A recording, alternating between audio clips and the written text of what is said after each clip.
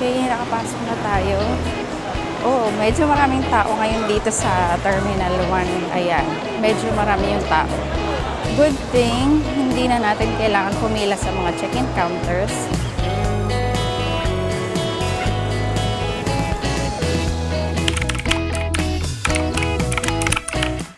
Good morning guys! Good morning world! Ito na naman tayo for another travel series na i-share ko sa inyo na I hope na makapulutan ninyo ng mga ideas, travel tips, and also information na kakailanganin ninyo sa inyong future travels. And this travel series, sa ano naman tayo ngayon? Sa Hong Kong! Doon tayo magsuspend ng Christmas kasi sabi nila marami akong naririnig na maganda raw magpasko sa Hong Kong. So, i-try natin magpasko this year naman sa Hong Kong. So, I'll be sharing with you yung aking experience doon. And also, nandito tayo ngayon sa ating hometown airport, sa Puerto Princesa Airport. Sa travel series na to, yung ginamit na naman natin ulit ay Philippine Airlines. Connecting flight tayo from here, domestic, sa Puerto Princesa International Airport going to Hong Kong. So, papakita ko rin sa inyo ulit sa video na to kung paano yung process, mas detailed process kasi nung nakaraan, nagkaroon tayo ng, ng problema sa pag-check-in natin dito sa domestic. Konting problema lang, glitch naman and naayos naman siya. So, I'll be sharing with you yung process from here sa domestic and also sa connecting flight going to Terminal 1 naman. From Terminal 2, domestic to Terminal 1. International flight natin going to Hong Kong. So, yung una kong ginawa dito, of course, nag-check-in muna ako. Done na tayo sa ating check-in. Ito yung mga check-in counters. Wala masyadong tao sa ngayon, sa season na. So, kung meron kayong plan na magbakasyon dito sa Puerto Princesa, during December, hindi siya ganun ka-hectic o hindi siya ganun ka-crowded tulad ng summer. So, ayun, later, magbo-board na tayo. Mga few minutes na lang, tapos papakita ko sa inyo yung process nung pag-land ko or pagdating natin, pag-arrive natin sa Terminal 2 para masundan ninyo at magkaroon kayo ng idea. See you! 1 hour later. Okay, nandito na tayo sa Terminal 2. Galing lang natin ng Puerto Princesa City and then lilipat na tayo sa Terminal 1 para sa ating connecting flight to Hong Kong. Approach ko muna dito yung transfer desk. Dito lang yan pagpasok nyo dyan. Dito lang yan siya. So, pakita nyo lang yung boarding pass nyo sa transfer desk. Papunta kayo saan? Hong Kong. Hong Kong. Dito, ma'am. Yes, May shuttle. thank you. And then after dun, titingnan lang nila. Turo kayo nila dito sa scanning ng mga gamit para lumipat doon sa another bus sa Terminal 1. Okay, see you sa Terminal 1. Okay, after sa scanning, ipapakita nyo ulit dito yung inyong boarding pass. Tapos, kung wala pang available na bus maghahatid, pwede naman kayong umupo muna dito para mag-antay. Last time kasi pag nating natin meron na kaagad available na bus. So ngayon, kakaalis lang ng bus papuntang Terminal 1. So mag-aantay muna tayo ng next available bus. A few moments later. Okay, kabababa lang natin dito sa Terminal 1 galing sa ating bus transfer from Terminal 2 through Philippine Airlines. So pag may connecting flight kayo, ulit ko for connecting flights. So, pagdating nyo sa Terminal 1, ganun pa rin yung as usual yung gagawin ninyo. Papasok pa rin kayo sa main gate, main entrance ng Terminal 1 para pakita ninyo yung inyong boarding pass. Ayan, tapos gagawin nyo yung usual. Hindi siya yung parang kumbaga ito transfer kayo, tapos nasa loob na kayo ng Terminal 1, hindi ganun. So, same thing na parang nag-a-arrive na lang din kayo sa Terminal 1 na papakita yung boarding pass nyo para kayo makapasok. And then, bayad ng travel tax. Tapos, kung hindi pa kayo nakapagbayad travel tax. And then, after nun, diretso na kayo sa immigration. You don't have to worry about yung inyong luggage kasi yung PAL na yung bahala doon na i-transfer yung baggage ninyo from domestic flight to international flight. So, pasok na tayo. Okay, nakapasok na tayo. Oo, medyo maraming tao ngayon dito sa Terminal 1. Ngayong palapit na yung Christmas season. Kasi nung first week ng December, nung galing tayo dito, hindi ganito karami yung tao. Ayan, medyo marami yung tao.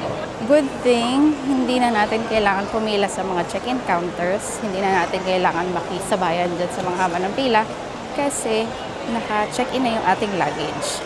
So, dediretso na lang tayo sa immigration. Pero, babayad muna ako ng aking travel tax kasi hindi pa ako nakapagbayad. And dito lang yun sa area na to. Nasa gitna siyang part. Yung bayaran ng travel tax. Oh, may pila din. Last time, nung first week of December, as in wala halos pila. So ngayon, napaka-Christmas season, medyo mahaba yung pila. So bayad muna tayo dito. And then, next noon, papasok tayo sa immigration. 2,000 years later. Okay, natapos na natin yung pagbayad sa travel tax. Tapos, after nun, pumila na kaagad tayo sa immigration. And sa immigration, so far, hindi naman siya ganoon kahaba. As usual siya. Kung paano yung regular na haba ng pila kahit hindi Christmas season. Same lang siya. And mabilis lang. Tapos, after nun, nakapasok na tayo dito. And then, diretso na tayo sa boarding gate natin. Ay, oo nga pala, reminder ko ulit sa inyo na kapag halimbawa meron kayong mag-book kayo ng connecting flight sa Philippine Airlines, make sure na at least 4 hours yung gap between yung domestic at international. So, make sure na at least 4 hours kasi yung nangyari sa akin kanina is parang pagdating ko dun sa transfer na bus area, umalis na yung transfer bus service nila. So mga 45 minutes din ako nag-antay ng next bus. So merong ganong instance pala na mag-aantay ka ng medyo matagal.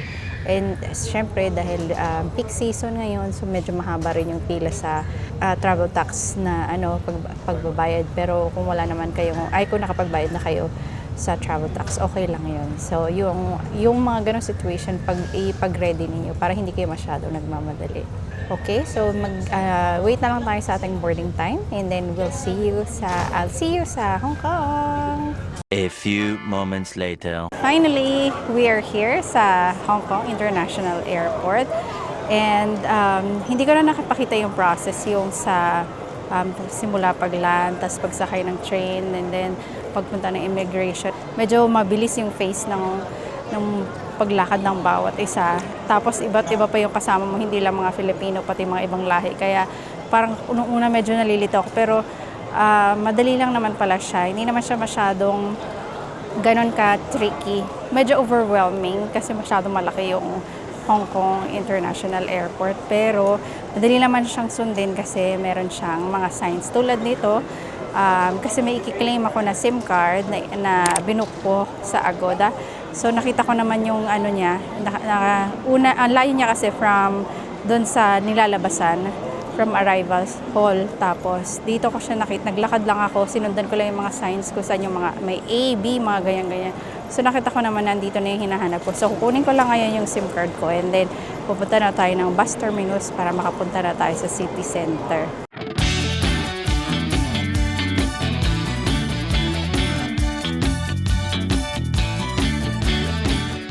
Okay, nadan na tayo dun sa pagkuha natin ng SIM card.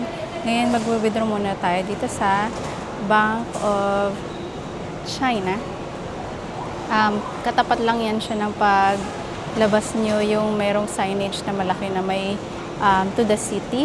Tapos paglabas ninyo dyan sa kaliwang banda ito. So mag-withdraw muna tayo ng ating cash. Okay, pagkatapos nating mag-withdraw sa Bank of China, punta na tayo dito sa bus terminus na tayo. Dire-diretso na lang yan.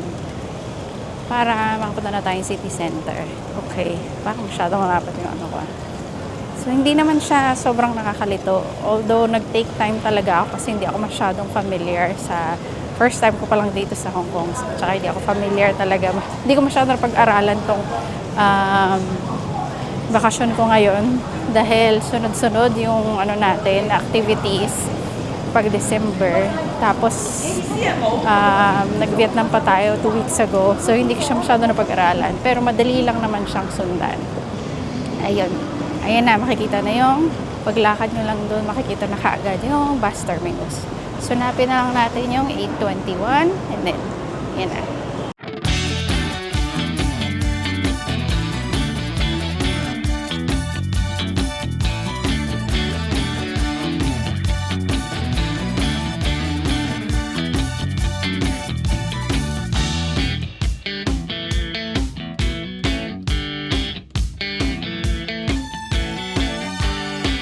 Okay guys, finally, nakarating na rin tayo sa ating hotel. Dito tayo ngayon nakastay sa Casa Hotel sa Mayaw Mate area. And it's already 8 o'clock, so dumating tayo kanina, nagland tayo ng 5:20. Medyo matagal yung kanyang deep lane, so inabot din tayo ng ilang minuto doon. Basta yung full process natin doon sa airport, simula sa immigration, sa pagkuha ng luggage, pag-claim ng SIM card, tapos pag-withdraw, and pag-bus papunta dito. Papunta sa bus terminus. Mga 1.5 oras kasi hindi natin minadali yung process na yun, tapos nag-picture-picture pa tayo doon.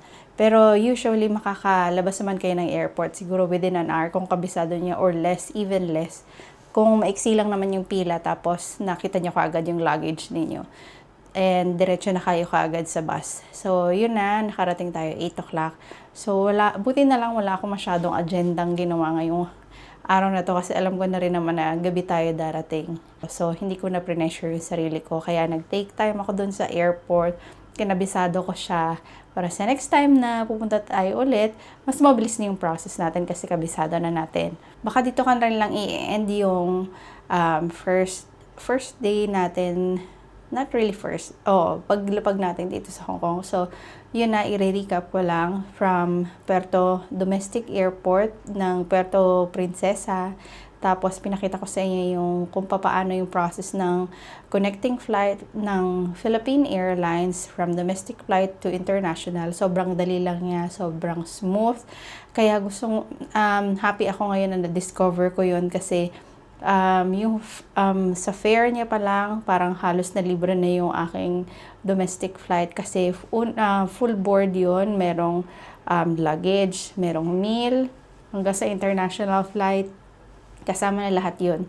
Yung hindi na ako nag-add, yun na yun, as is na yun. Tapos hindi rin ako nahirapan kasi sila na yung nag-transfer doon sa aking luggage. Kaya gusto ko yung connecting flight.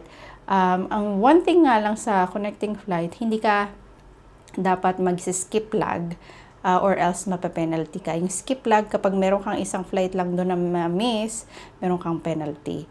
And yun yung sa PAL. Hindi ako sure sa ibang airlines kung meron silang connecting flight, pero parang wala pa akong nakikitang ganun. So, it's okay na, halimbawa, meron ka ma-miss dun sa kanila. Kung hindi naman siya connecting flight, kung self-transfer, nakita mo doon, self-transfer sa iyong pag-book, wala namang ganong, I think wala namang skip lag na penalty. Pero pag ito, yung sa connecting flight talaga, katulad ng sa PAL, hindi ka pwede makamiss ng isang flight. Yun lang yung tatandaan natin. Well, anyway, maraming salamat sa pagsama niyo sa akin sa unang araw na to.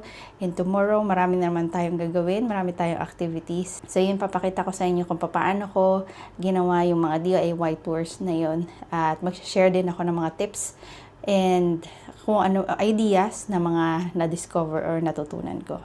So maraming salamat sa inyong lahat. Good night. See you tomorrow.